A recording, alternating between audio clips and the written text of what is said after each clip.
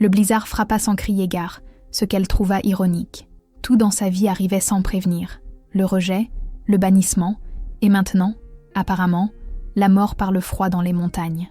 Ara marchait depuis 6 heures, depuis que la meute du pic de Givre l'avait chassée. Sa cape légère n'offrait aucune protection contre le vent qui la transperçait comme des poignards. Ses cheveux blonds platine, si pâles qu'ils en étaient presque blancs, fouettaient son visage sous les rafales brutales.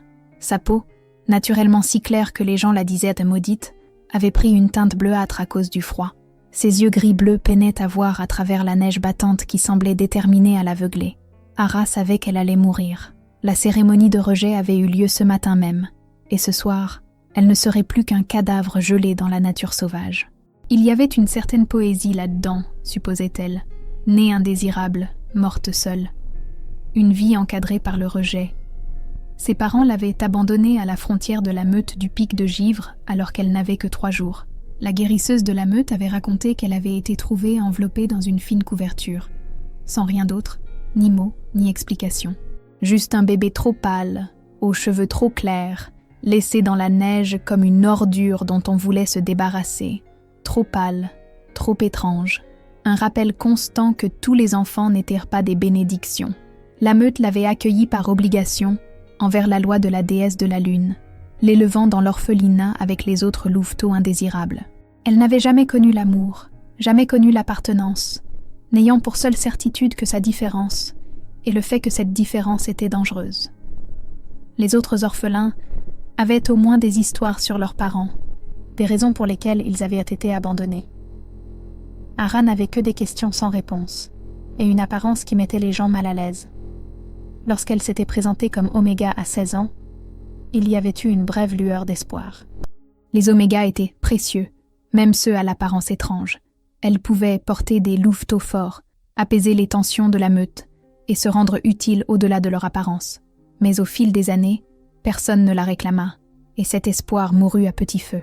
À 23 ans, elle était la plus vieille Oméga non accouplée de la meute, un embarras dont ils ne savaient que faire. Puis, Gareth avait résolu leur problème. Gareth, un bêta de rang moyen assigné pour s'accoupler avec elle car personne d'autre ne s'était porté volontaire, l'avait regardée le jour de leurs noces. Il avait vu ses cheveux trop pâles, sa peau trop claire, ses yeux trop diaphanes, et l'avait publiquement rejetée devant toute la meute. « Je ne m'accouplerai pas avec un fantôme », avait-il déclaré, sa voix résonnant dans la clairière avec une cruelle clarté. « Elle n'est pas naturelle, elle est maudite. Je veux une vraie Oméga. Pas cette chose. Regardez-la. Elle est à peine une louve. Je refuse. » La meute avait approuvé avec enthousiasme. L'alpha l'avait bannie sur le champ, ne lui laissant même pas le temps de rassembler des vivres ou de dire au revoir aux rares personnes qui lui avaient témoigné de la gentillesse. Juste une cape, les vêtements qu'elle portait sur le dos, et l'ordre de disparaître avant le coucher du soleil sous peine d'exécution pour intrusion. Alors, elle avait marché vers les montagnes, droit dans la tempête imminente, car où d'autre pouvait-elle aller ? 6 heures plus tard, Ara était perdue, gelée et mourante. Le blizzard avait effacé tout sens de l'orientation. Elle ne voyait pas à plus d'1 mètre devant elle. Ses jambes lâchaient, son corps s'éteignait sous l'effet de l'hypothermie. Elle ne sentait plus ni ses doigts, ni ses orteils. C'était la fin. C'était ainsi qu'elle allait mourir, seule et gelée, exactement comme tout le monde l'avait toujours prédit. Mais soudain, elle le sentit. Une traction.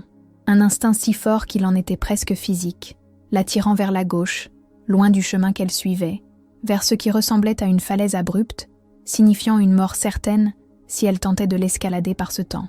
Ara avait appris à faire confiance à ses instincts au cours de ses 23 années. C'était la seule chose qui l'avait maintenue en vie dans une meute qui ne voulait pas d'elle, qui l'avait avertie quand Gareth approchait pour qu'elle puisse s'éclipser, qui l'avait guidée vers les routes les plus sûres en territoire hostile. Alors, malgré son épuisement, malgré l'apparente impossibilité de la chose, elle suivit cette attraction avec ses dernières forces.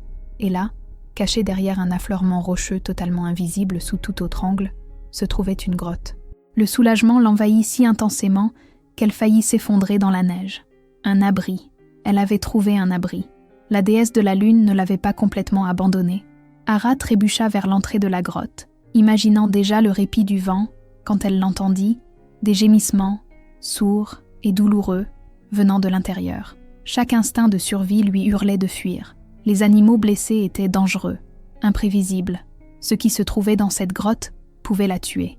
Mais les gémissements reprirent, faibles et désespérés, et le cœur de guérisseuse d'Ara, celui que ses tuteurs à l'orphelinat avaient soigneusement nourri car même les enfants indésirables devaient avoir des compétences utiles, prit le pas sur sa prudence.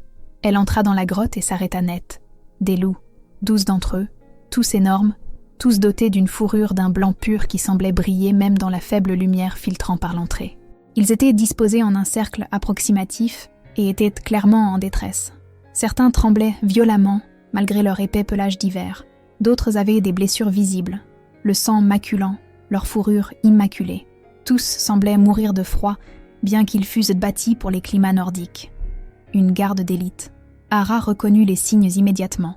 Ces loups étaient trop grands, trop bien bâtis, trop coordonnés dans leur positionnement, même blessés, pour être autre chose. La façon dont ils s'étaient disposés trahissait un entraînement militaire, des guerriers qui maintenaient leur formation même en temps de crise. C'étaient des soldats d'élite d'une des grandes meutes, probablement pris dans le même blizzard qui l'avait piégée. Elle aurait dû partir, trouver une autre grotte, un autre abri. Les gardes d'élite servirent des alphas puissants, et ces alphas ne voyaient pas d'un bon œil les étrangers interférer avec leurs propriétés. Elle avait entendu des histoires d'Oméga exécutés pour moins que ça. Mais alors qu'Ara restait là à les regarder souffrir, observant leur respiration laborieuse et le sang sur le sol de la grotte, elle sut qu'elle ne pouvait pas tourner les talons. « Je vais vous aider », dit-elle doucement, sa voix à peine audible par-dessus le vent qui hurlait dehors. « Si vous me le permettez. » Les 12 loups blancs se tournèrent tous pour la regarder simultanément, un mouvement coordonné qui confirmait leur statut d'élite. Leurs yeux étaient de diverses nuances de bleu et d'argent, pâles et frappants, et ils l'observaient avec une intensité qui lui donnait envie de reculer. Mais elle tint bon, soutenant leur regard, attendant qu'ils fassent le premier pas. Le plus grand loup, une bête massive aux yeux bleu glace et à la présence qui criait « Alpha !» émit un doux bruit de souffle. Ce n'était pas agressif, c'était presque accueillant. Permission accordée. Les autres se détendirent légèrement, leur posture défensive s'apaisant, et Ara prit cela comme une acceptation d'entrer dans leur espace. Elle passa l'heure suivante à évaluer soigneusement leur état. 3 avaient des blessures mineures, causées par ce qui ressemblait à un éboulement, des entailles profondes et des ecchymoses nécessitant nettoyage et bandage. 2 montraient des signes d'hypothermie sévère malgré leur fourrure épaisse, leur respiration superficielle et leur battement de cœur trop lent. 7 autres étaient épuisés, mais relativement indemnes, bien que clairement poussés au-delà de leurs limites. Aucun d'eux ne semblait pouvoir reprendre forme humaine, ce qui signifiait que ce qui leur était arrivé avait soit drainé toute leur énergie, soit les avait blessés assez gravement pour rendre la transformation impossible. « D'accord », dit Ara, pensant à voix haute comme elle le faisait toujours pour résoudre des problèmes, une habitude née de ses années de solitude. Priorité numéro 1, la chaleur. Nous avons besoin d'un feu, mais je n'ai rien pour l'allumer et je ne vois rien de combustible ici. Priorité 2, s'abriter du vent. Cette grotte s'enfonce plus loin. Je sens le courant d'air venir du fond. Priorité 3, soigner les blessures, mais ça devra attendre que nous soyons assez chauds pour que mes mains fonctionnent et que je puisse voir ce que je fais. Elle regarda les loups, qui l'observaient eux toujours avec cette intensité coordonnée et déconcertante. Je vais aller plus loin dans la grotte pour voir s'il y a quelque chose que nous pouvons utiliser. Du bois, des provisions, n'importe quoi. Restez ici et essayez de conserver votre chaleur. Blottissez-vous les uns contre les autres si vous le pouvez. Ara s'aventura dans l'obscurité, utilisant cet instinct étrange qui l'avait mené à la grotte pour guider ses pas. L'attraction était toujours là, l'attirant plus profondément, promettant la sécurité si elle lui faisait confiance. Elle trouva une chambre à environ 15 mètres, plus petite et mieux protégée du vent. Et là, dans un coin montrant des signes d'organisation soignée, se trouvait la preuve d'une habitation humaine passée. Une pile de vieux bois de chauffage, sec et prêt à l'emploi, un silex et de l'acier enveloppés dans un tissu huilé, quelques provisions anciennes laissées par des voyageurs ou des chasseurs, y compris quelques couvertures en lambeaux et un pot en argile pour faire fondre la neige. Le soulagement lui donna envie de pleurer. Quelqu'un avait utilisé cette grotte auparavant, avait laissé des provisions pour les futurs voyageurs, et ces provisions allaient le sauver toute leur vie. Ara rassembla tout ce qu'elle pouvait porter et le rapporta aux loups, qui avaient commencé à se blottir les uns contre les autres pour se réchauffer en son absence. Leur entraînement incluait clairement des tactiques de survie par temps froid. « Regardez ce que j'ai trouvé », dit-elle en leur montrant les fournitures avec un sourire qu'elle ne put réprimer. On va s'en sortir, tous ensemble. Allumer le feu prit 20 minutes, et presque toutes ses forces restantes. Ses mains étaient si froides qu'elle les sentait à peine, et le silex ne cessait de glisser. Mais finalement, après d'innombrables tentatives et beaucoup de jurons étouffés, une petite flamme prit sur l'amadou. Ara l'alimenta soigneusement, la faisant grandir avec la compétence que ses tuteurs lui avaient enseignée, jusqu'à ce qu'une véritable chaleur en rayonne. Les loups rampèrent immédiatement plus près, attirés par la promesse de chaleur comme des papillons de nuit vers la lumière. « Allez !» les encouragea Ara, les positionnant doucement en un cercle plus serré autour du feu. « Nous devons partager la chaleur corporelle. C'est la seule façon de survivre. Je sais que vous êtes des guerriers entraînés et que vous détestez probablement montrer de la faiblesse, mais pour l'instant, la survie compte plus que la fierté. » Elle travailla méthodiquement, plaçant les loups les plus hypothermiques au plus près du feu, vérifiant leur respiration et leur rythme cardiaque du mieux qu'elle pouvait avec ses doigts engourdis. Elle plaça les blessés là où elle pouvait facilement les atteindre pour les soigner. Puis, elle traita les blessures elle-même, utilisant des bandes déchirées de sa cape déjà fine comme bandage, nettoyant les plaies avec de la neige fondue dans le pot en argile, travaillant avec détermination malgré son épuisement et la douleur dans ses mains gelées. Le plus grand loup, celui à la présence imposante, la regardait travailler avec ses yeux bleu glace intelligents. Lorsqu'elle vint vérifier ses blessures, elle trouva de profondes entailles le long de ses côtes qui l'avaient cachées. « Vous auriez dû dire quelque chose », le gronda-t-elle doucement en nettoyant les plaies. « Les chefs ne sont utiles à personne s'ils se vident de leur sang par entêtement. » Le loup émit un son qui aurait pu être penaud, et Ara aurait juré voir une lueur d'amusement dans ses yeux pâles. Au moment où elle eut fini de soigner tout le monde, la nuit était tombée, et le blizzard à l'extérieur faisait rage plus fort que jamais. Le vent hurlant ressemblait aux cris des damnés. Ara alimenta le feu, rationnant soigneusement leurs réserves. Il faudrait que ça dure toute la nuit au minimum, peut-être plus si la tempête ne se calmait pas au matin. Elle s'installa au milieu des loups, qui s'étaient réorganisés sans communication apparente, en ce qui ressemblait à un nid vivant avec elle au centre. Leur chaleur corporelle, combinée au feu, commençait enfin à chasser le froid mortel. Ara sentit son corps commencer à dégeler, et avec le dégel vint un épuisement profond qui menaçait de l'engloutir, mais elle ne pouvait pas dormir. Quelqu'un devait entretenir le feu. Quelqu'un devait surveiller si l'état de l'un des loups s'aggravait, surveiller leur respiration, vérifier la fièvre ou l'infection. Alors Ara resta éveillée, alimentant le feu méthodiquement, vérifiant chaque loup périodiquement avec des gestes doux et chantant doucement pour passer le temps et rester alerte. Elle chanta les berceuses que les tuteurs chantaient aux orphelins quand les cauchemars les faisaient pleurer. Elle chanta les chansons de travail apprises dans les cuisines de la meute où elle avait travaillé pour gagner son pain. Elle chanta des chansons de voyage, des chants de guérison et tout ce dont elle pouvait se souvenir. Sa voix était douce et mélodieuse, entraînée par des années à chanter pour se réconforter elle-même, et les loups semblaient trouver cela apaisant. Plusieurs d'entre eux posèrent leur tête massive sur ses genoux ou contre ses flancs, et elle caressait leur fourrure distraitement en chantant, s'émerveillant de sa douceur malgré le sang et la saleté. Le vent du nord souffle froid et la neige tombe bas, chanta-t-elle, sa voix à peine plus qu'un murmure, mais portant dans la grotte silencieuse. Mais le feu brûle fort et la meute dort. Dans l'ombre nous sommes sauvés, par la tempête épargnée. Ensemble nous braverons cet hiver glacé. La déesse veille depuis le ciel étoilé, gardant ses enfants au sec et en sécurité. Le plus grand loup, celui aux yeux bleu glace, dont elle devenait certaine qu'il était l'alpha de ce groupe, l'observa toute la nuit. Il ne dormit jamais, réalisa-t-elle avec une inquiétude croissante. Il montait la garde tout comme elle, protégeant sa meute même lorsqu'il pouvait à peine bouger, même quand ses propres blessures nécessitèrent du repos, la marque d'un vrai chef. Ara croisa son regard et sourit doucement. « Vous êtes un bon chef », lui dit-elle calmement, ne voulant pas déranger les autres qui avaient enfin réussi à dormir. « Votre meute a de la chance de vous avoir. J'espère que votre alpha vous apprécie, qui qu'il soit. J'espère qu'il sait ce que vous sacrifiez pour son territoire. » La queue du loup frappa une fois le sol de la grotte. Un mouvement délibéré, et quelque chose qui ressemblait à de l'amusement, vacilla dans ses yeux intelligents. Il y avait quelque chose de presque humain dans son expression, quelque chose qui lui faisait se demander s'il comprenait bien plus qu'elle ne le pensait.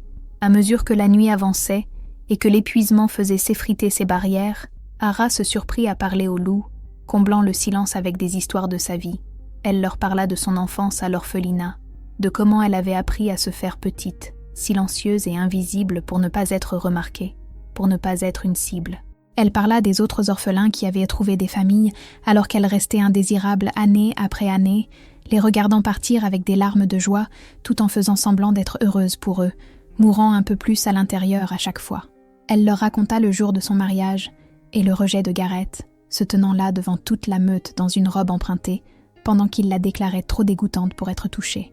Elle raconta sa marche dans le blizzard sans destination ni espoir, s'attendant pleinement à mourir et à moitié soulagée par cette perspective. « Je ne sais pas pourquoi je vous ai trouvé », admit-elle en vérifiant les blessures d'un loup blanc aux yeux bleus argentés, refaisant le bandage autour de sa patte avant avec précision. « Mais je suis contente de l'avoir fait. Au moins comme ça, je ne mourrai pas seule. Au moins comme ça, mon dernier acte aura été d'aider quelqu'un. Même si ce quelqu'un est une meute de loups qui m'oubliera probablement dès que cette tempête sera finie et que vous pourrez vous transformer et appeler vos gens. » Le grand loup, aux yeux bleus glace, émit un son bas dans sa gorge qui ressemblait définitivement à un désaccord. C'était presque un grognement, mais pas agressif, plutôt comme un démenti ferme de ce qu'elle venait de dire. Ara sourit et le gratta derrière les oreilles, s'émerveillant de la façon dont il se penchait vers le contact comme n'importe quel chien domestique cherchant de l'affection. « C'est bon, j'ai l'habitude d'être oubliée. J'ai l'habitude d'être la fille dont personne ne veut. C'est mieux que d'être rappelée comme la fille fantôme. La maudite, l'oméga qui était trop pâle pour être aimée. Au moins, si je suis oubliée, je ne blesse personne par mon existence. » Le loup fit à nouveau ce bruit de désapprobation, plus fort cette fois, et plusieurs autres loups remuèrent, leurs oreilles tressaillant vers elle. Elle eut la nette impression qu'ils écoutaient même dans leur sommeil, et qu'ils n'aimaient pas ce qu'elle disait. L'aube vint lentement, la lumière grise filtrant dans la grotte centimètre par centimètre, comme réticente à déranger la paix. Le blizzard se calmait enfin, le vent retombant en rafales occasionnelles, la neige tombant en flocons paresseux, au lieu des nappes cinglantes qui avaient failli la tuer. Ara avait survécu à la nuit, et plus important encore, les 12 loups étaient toujours en vie. Leur respiration était stable, leur température corporelle s'était stabilisée, et même les blessés montraient des signes de guérison plus rapides qu'elle ne l'aurait espéré. Le soulagement lui donna le vertige. Elle l'avait fait. Elle l'avait vraiment fait. Elle les avait tous sauvés. Elle vérifiait les bandages du dernier loup, s'assurant que rien ne s'était desserré pendant la nuit, quand elle le sentit. Un chatoiement dans l'air, une montée de puissance qui poussa sa petite louve Oméga à se soumettre automatiquement. Les 12 loups blancs se transformaient. Ara recula précipitamment, leur laissant de l'espace alors que leur forme devenait floue et se reformait. La transformation était belle d'une manière qui faisait mal aux yeux. La nature et la magie se combinant pour remodeler la réalité. 12 hommes émergèrent là où se trouvaient les loups, tous grands et puissamment bâtis, tous avec les mêmes cheveux blonds platine ou blancs qui les marquaient comme des loups du Nord. Ils étaient nus, ce qui fit immédiatement détourner le regard à Ara, ses joues brûlantes d'embarras. « Désolée », bafouilla-t-elle en fixant très fort la paroi de la grotte. « Je devrais y aller. Je vais vous laisser vous habiller et... Reste, commanda une voix grave. Et il y avait tant d'autorité en elle, tant de puissance alpha, qu'Ara se figea au milieu de son mouvement. S'il te plaît. Elle se retourna lentement, gardant soigneusement ses yeux fixés sur les visages. Les hommes s'étaient disposés en formation protectrice avec le plus grand au centre. Ils regardaient Ara avec ses mêmes yeux bleu glace. Et maintenant qu'il était humain, elle pouvait voir à quel point il était vraiment imposant. Il était grand, peut-être près de 2 mètres, avec de larges épaules et une carrure de guerrier témoignant d'années d'entraînement et de combat.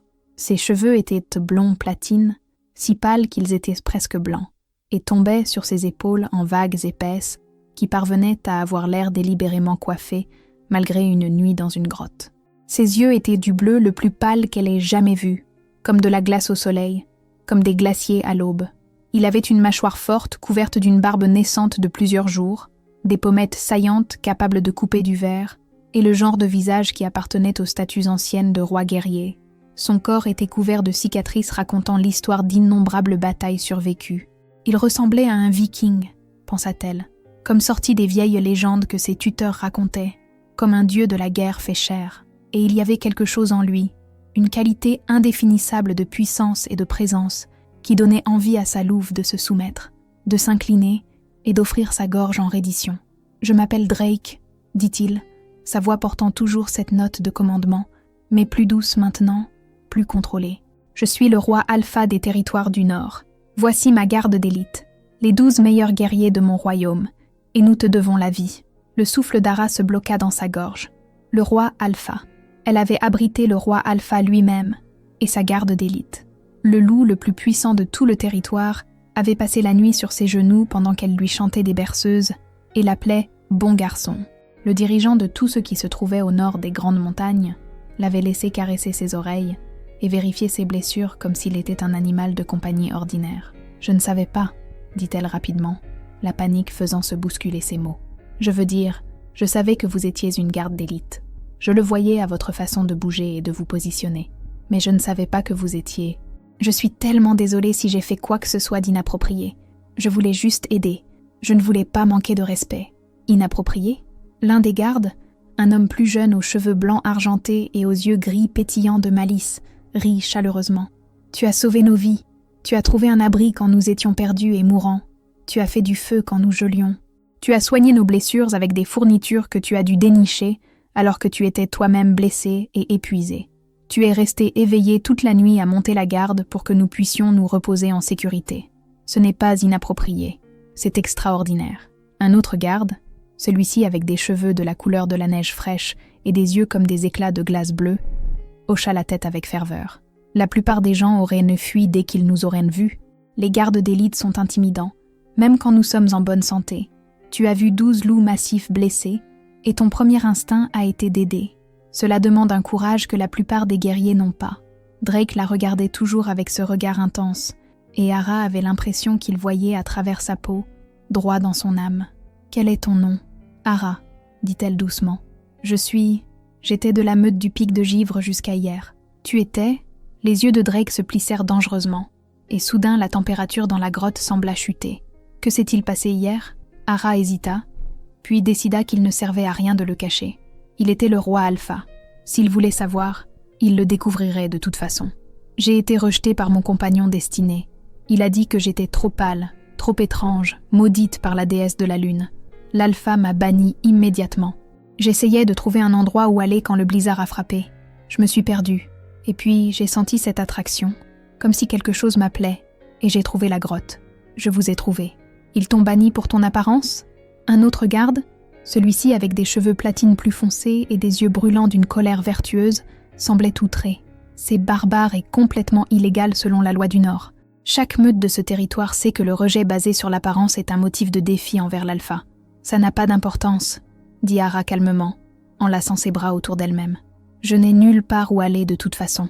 Pas de famille, pas de meute, personne qui ne veut de moi. Je marchais juste, espérant peut-être trouver un endroit qui m'accueillerait, ou mourir rapidement pour que tout soit fini. » Drake se leva en un mouvement fluide, et même nu, il parvenait à avoir l'air royal et commandant.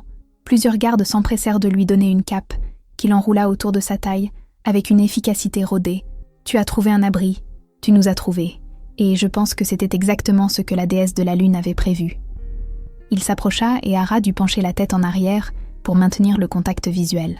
De près, il était encore plus écrasant. « Je cherche depuis 2 ans, » dit-il doucement, sa voix assez basse pour qu'elle seule puisse l'entendre. « Je cherche une Oméga qui répond à des exigences très spécifiques. Elle doit être assez compatissante pour aider des étrangers sans attendre de récompense. Assez forte pour survivre à des situations impossibles sans se briser. Assez courageuse pour affronter le danger sans sourciller. Et elle doit avoir le don de l'éclaireuse. » Ara cligna des yeux. « L'éclaireuse ? Qu'est-ce que c'est ? » « La capacité de trouver la sécurité, de sentir le bon chemin même quand tout semble perdu, » expliqua Drake, ses yeux bleu glace ne quittant jamais les siens. « C'est un don rare, qui se manifeste dans les moments de besoin désespérés. Tu as trouvé cette grotte dans un blizzard, alors que tu étais mourante. Tu as trouvé les provisions dont nous avions besoin pour survivre. Tu savais exactement comment nous garder en vie sans aucun entraînement ni conseil. Ce n'était pas de la chance, Ara. C'était ton don qui s'éveillait pour te sauver, et à travers toi, pour nous sauver. » Il posa un genou à terre devant elle, et tous les autres gardes suivirent immédiatement, créant une scène d'un respect si formel que l'esprit d'Ara n'arrivait pas tout à fait à le traiter. « Je cherchais une Luna, » poursuivit Drake, sa voix portant jusqu'à tous les gardes. « Quelqu'un digne de se tenir à mes côtés, de m'aider à diriger les territoires du Nord. Quelqu'un qui voit ceux qui sont dans le besoin et les aide sans hésitation ni calcul. Quelqu'un qui dirige avec son cœur plutôt qu'avec la force. Et je l'ai trouvé. Je t'ai trouvé. Ara le regarda avec choc, son esprit refusant d'accepter ce qu'elle entendait. Vous ne pouvez pas être sérieux. Je ne suis personne. Je suis une oméga rejetée sans meute, sans famille, sans formation de leader. Je suis trop pâle et trop étrange. Et tout le monde dit que je suis maudite. Tu es magnifique, l'interrompit Drake fermement, sa voix portant une conviction absolue. Tes cheveux sont comme le clair de lune sur la neige. Ta peau est comme le premier givre de l'hiver. Tes yeux sont comme le ciel à l'aube. Tu ressembles exactement à ce qu'une Luna du Nord devrait être. Tu as l'air d'avoir été faite pour ce territoire, pour ce climat, pour ce rôle. Et plus important encore, tu as le cœur d'une véritable dirigeante. Tu as fait passer 12 étrangers avant toi, alors que tu avais toutes les raisons d'être égoïste. Tu es resté éveillé toute la nuit pour nous garder en sécurité, alors que tu aurais pu dormir et laisser le destin décider. Tu n'as rien demandé en retour, rien attendu. Tu as juste donné tout ce que tu avais parce que c'était juste. Ce n'est pas personne, Ara. C'est extraordinaire. C'est exactement ce qu'une Luna devrait être. Il tendit la main, calleuse et marquée par des années de combat. Sois ma Luna, sois ma compagne. Tiens-toi à mes côtés et aide-moi à bâtir un territoire où les loups comme toi sont valorisés, pas chassés. Où la compassion est récompensée, pas punie. Où être différent est célébré comme un don, pas condamné comme une malédiction. Où aucun enfant n'a jamais à grandir en se sentant indésirable ou mal aimé. L'esprit d'Ara tournait, vacillait, incapable de traiter l'énormité de ce qui se passait. Elle était passée de rejetée et bannie à être demandée en mariage par le roi Alpha lui-même en moins de 24 heures. C'était trop vite, trop impossible pour être réel. « J'ai besoin de temps », dit-elle, sa voix tremblant tellement qu'elle pouvait à peine former les mots. « Je ne peux pas juste, j'ai besoin de réfléchir. » « Bien sûr, » dit immédiatement Drake en baissant la main, mais sans se lever, restant à son niveau plutôt que de la dominer. « Tu as vécu un traumatisme. Tu as besoin de temps pour traiter, pour guérir, pour décider ce que tu veux sans pression ni coercition. Je ne te demande pas d'accepter maintenant. Je te demande de venir sur mon territoire, de voir à quoi la vie pourrait ressembler, d'apprendre à me connaître, moi et ma meute, avant de prendre une décision. Est-ce acceptable ?» Ara regarda les 12 gardes, tous encore agenouillés, tous la regardant avec respect et ce qui ressemblait à un véritable espoir, plutôt qu'au jugement ou au dégoût. Elle regarda Drake, son expression sincère, l'espoir brûlant dans ses yeux bleus glace, la façon dont il offrait plutôt qu'il n'exigeait, et elle pensa à l'alternative, retourner dans le blizzard, mourir seule, avoir pour derniers instants le froid, la peur et le sentiment d'être indésirable. « D'accord, » dit-elle doucement, « je viendrai avec vous, je verrai votre territoire, mais je ne fais aucune promesse quant au fait d'être votre Luna. J'ai besoin de voir si c'est réel d'abord. » Le visage de Drake s'illumina d'un sourire qui le transforma de roi imposant en homme dévastateur de beauté. « C'est tout ce que je demande. Merci, Ara, pour tout, pour nous avoir sauvé la vie, pour m'avoir donné de l'espoir, pour avoir accepté d'essayer. » Le voyage vers le territoire de Drake prit 3 jours à travers les cols de montagne. La garde d'élite avait des provisions cachées à des points stratégiques, y compris des vêtements et des vivres, qu'ils récupérèrent une fois la tempête totalement passée. Ara apprit finalement leurs noms et spécialités au cours du voyage. Givre était le garde aux cheveux argentés, qui avait ri plus tôt, le maître pisteur de la meute. Tempête, avec ses cheveux plus foncés, s'occupait des prévisions météorologiques et de la planification des itinéraires. Cendre était leur guérisseur, un homme calme aux mains douces qui vérifiait ses blessures et ses engelures avec une efficacité professionnelle. Rivière était leur éclaireur, petit et rapide, toujours en avant. Roc était leur stratège, pensant toujours 3 coups à l'avance. Loup était leur maître d'armes, portant plus de lame qu'il ne semblait physiquement possible. Faucon avait la vue la plus perçante et servait de vigie. Ours était leur combattant le plus fort, massif même parmi les grands gardes. Renard était leur espion et collecteur d'informations. Corbeau était leur diplomate. Ombre était leur expert en furtivité. Et Drake, bien sûr, les dirigeait tous. « Nous étions en mission de reconnaissance », expliqua Givre le premier soir, alors qu'il campait dans une grotte bien plus confortable que celle où ils s'étaient rencontrés. Il était assis à côté d'Ara près du feu, son attitude amicale et ouverte. « Nous vérifions les frontières sud pour des signes d'activité de renégats. Il y a eu des rapports de renégats s'organisant, planifiant peut-être des raids. Le blizzard nous a pris dans une mauvaise position. nous a séparés de notre cache principale de ravitaillement. Nous aurions dû mourir là-bas. Nous serions absolument morts si tu ne nous avais pas trouvés. Le don de l'éclaireuse, ajouta Tempête de là où il vérifiait les signes météorologiques. Il se manifeste dans les moments de besoin désespérés, le tien comme celui des autres. Tu avais besoin d'un abri et nous avions besoin de secours. Ton don t'a mené droit à nous au moment exact où attendre 1 heure de plus aurait signifié la mort pour certains d'entre nous. Ce n'est pas une coïncidence, c'est le destin.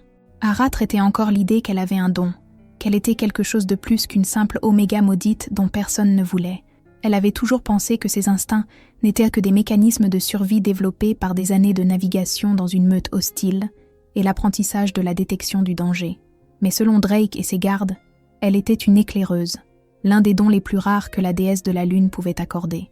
La deuxième nuit, alors qu'ils campaient dans une vallée abritée, Drake s'assit à côté d'elle près du feu. Les gardes leur avaient laissé de l'intimité, se postant à des points stratégiques autour du camp, mais restant assez loin pour que la conversation soit privée. « Parle-moi du pic de Givre, dit-il doucement. De ce qu'était ta vie là-bas, je veux comprendre. » Alors Ara lui raconta tout. Son enfance à l'orphelinat où les enfants dont personne ne voulait étaient élevés en communauté par des omégas âgés qui faisèrent de leur mieux, mais ne pouvaient donner d'amour individuel à 30 louveteaux indésirables. Elle parla de ses tuteurs, en particulier de la vieille Maya, qui lui avait appris à soigner et avait été ce qui se rapprochait le plus d'une mère pour elle.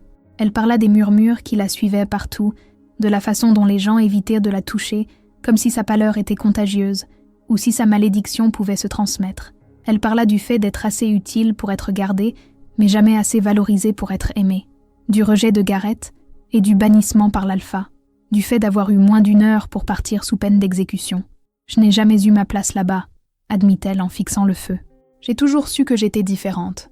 Je pensais juste que cela signifiait que j'étais brisée, défectueuse, mauvaise d'une certaine manière. Je ne savais pas que cela pouvait signifier que j'étais autre chose, quelque chose de rare. Je ne savais pas qu'être différente pouvait être précieux. » La main de Drake trouva la sienne, ses doigts chauds et calleux par des années de maniement de l'épée. « Tu n'es pas brisée, tu es rare, et les choses rares sont précieuses, Ara. » Les loups du pic de Givre étaient des imbéciles de ne pas le voir, mais leur aveuglement est ma bénédiction, car il t'a amené à moi. « Est-ce que ta meute le verra ?» demanda Ara, exprimant la peur qui grandissait à chaque kilomètre vers son territoire. « Ou vont-ils me regarder et voir ce que le pic de Givre a vu ? Un fantôme, une malédiction, quelque chose de mauvais. Vont-ils m'accepter comme Luna, ou vont-ils se rebeller contre le fait d'avoir quelqu'un comme moi en position de pouvoir ? Ma meute verra sa Luna, dit Drake fermement, sa main serrant la sienne. La femme qui a sauvé la vie de son roi et celle de sa garde d'élite. L'éclaireuse qui nous a trouvés quand nous étions perdus et mourants. La guérisseuse qui est restée éveillée toute la nuit pour nous garder en sécurité. Et si quelqu'un a un problème avec ça, si quelqu'un ose te manquer de respect ou remettre en question ta valeur, il devra me répondre personnellement. Je suis roi Alpha depuis 5 ans et je n'ai jamais eu à exécuter personne pour insubordination. Mais je le ferai pour toi. Je le ferai. L'intensité dans sa voix, la conviction absolue, firent bondir le cœur d'Ara. Personne ne l'avait jamais défendue auparavant. Personne n'avait jamais pensé qu'elle valait la peine d'être défendue. Lorsqu'ils arrivèrent enfin sur le territoire de Drake le 3e jour, Ara fut stupéfaite par ce qu'elle vit. La forteresse de la couronne du Nord était construite dans un glacier, avec de la glace et de la pierre créant des structures qui scintillaient au soleil, comme une cité de diamants. Des bâtiments sculptés dans la glace elle-même se dressaient aux côtés de structures en pierre plus traditionnelles, le tout conçu pour travailler avec l'environnement naturel plutôt que contre lui. C'était beau, étranger et différent de tout ce qu'elle avait jamais vu. La meute qui sortit pour les accueillir était tout aussi impressionnante. Des centaines de loups, tous sains et forts, tous avec les cheveux pâles et les yeux clairs qui les marquaient, comme des races du Nord adaptées au climat rude. Ils allaient du blanc platine, au blanc et à l'argent, des yeux bleus glace au gris et au vert pâle. Et quand Drake annonça qu'il avait trouvé sa Luna, les acclamations furent immédiates et assourdissantes. Ara fut submergée par l'accueil. Les gens s'inclinaient devant elle, non pas avec moquerie, mais avec un respect sincère. Ils lui offraient des cadeaux, des offrandes traditionnelles du Nord faites de fourrure, d'os sculptés et d'aliments conservés. Ils l'appelaient Luna, comme si c'était déjà décidé, comme si son acceptation était une conclusion inévitable. Une femme âgée nommée Senna, la guérisseuse en chef de la meute, et l'une des conseillères les plus fiables de Drake, prit Ara sous son aile immédiatement. « Nous t'attendions », dit Senna en montrant à Ara une suite de pièces dans le donjon principal, le château de glace qui servait de maison et de siège du pouvoir à Drake. « Le roi est seul depuis trop longtemps. Nous avons besoin d'une Luna, quelqu'un avec un cœur de guérisseuse et un esprit fort. Quelqu'un qui peut équilibrer sa nature guerrière avec de la compassion. Et d'après ce que j'entends, tu as les deux en abondance. » Au cours des semaines suivantes, Ara s'installa dans la vie de la meute de la couronne du Nord. Drake la courtisa correctement et traditionnellement, lui montrant le territoire lors de longues promenades, la présentant aux membres clés de la meute, l'incluant dans les réunions du conseil et les décisions. Il ne poussa jamais, n'exigea jamais, ne lui fit jamais sentir qu'elle lui devait quoi que ce soit pour l'avoir sauvée ou lui avoir offert une place. Elle apprit qu'il cherchait une Luna depuis 2 ans, depuis que ses parents étaient nada morts dans un conflit territorial, le laissant gouverner seul au jeune âge de 23 ans. Il avait rencontré d'innombrables Omégas, toutes belles et accomplies, et désireuses d'être reines. Mais aucune d'elles ne semblait juste. Aucune d'elles n'avait la combinaison de compassion et de force dont il avait besoin chez une partenaire. « Je commençais à perdre espoir », admit-il un soir, alors qu'il marchait dans les jardins de glace. Des sculptures cristallines qui captaient la lumière déclinante du soleil et la transformaient en arc-en-ciel. Je commençais à penser que peut-être la déesse de la lune n'avait personne pour moi, que peut-être j'étais destinée à régner seule. Et puis tu nous as trouvés dans cette grotte et tout a pris sens.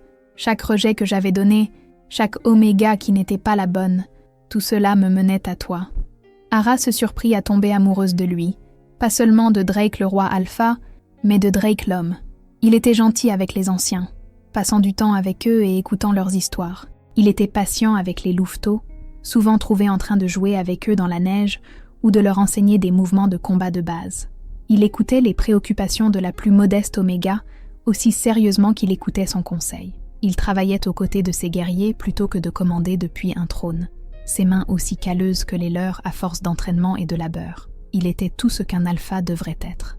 Mais elle avait encore peur. Peur d'être rejetée à nouveau, peur de ne pas être assez bien, peur de perdre le bonheur fragile qu'elle avait trouvé. Ce fut Senna qui l'aida finalement à y voir clair. « Mon enfant », dit la vieille guérisseuse un après-midi alors qu'elles travaillaient ensemble dans son jardin médicinal, récoltant des herbes et des racines. « Tu laisses la peur prendre tes décisions. Peur du rejet, peur de ne pas être assez, peur que le bonheur te soit enlevé. Mais laisse-moi te demander ceci. Es-tu heureuse ici ? » ?»« Oui, » admit Ara sans hésitation. « Plus heureuse que je ne l'ai jamais été de toute ma vie. Est-ce que tu l'aimes ? » ?»« Oui. » L'aveu vint facilement maintenant, après des semaines à se le nier à elle-même. « Je l'aime. J'aime la façon dont il dirige avec force et compassion. J'aime comment il se souvient du nom de tout le monde et demande des nouvelles de leur famille. J'aime comment il joue avec les louveteaux et respecte les anciens. J'aime tout chez lui. Alors de quoi as-tu peur ? Qu'il décide soudainement que tu n'es pas assez bien ? Mon enfant, cet homme a marché pendant 3 jours à travers des cols de montagne en te portant sur son dos quand tu étais trop épuisé pour continuer. Il t'a déclaré sa Luna devant tout le territoire. Il te regarde comme si tu avais accroché la lune et les étoiles. Il te construit un jardin comme celui de tes rêves d'enfance. De quelle preuve de plus as-tu besoin pour savoir que tu es désiré ? Ara réalisa que Senna avait raison.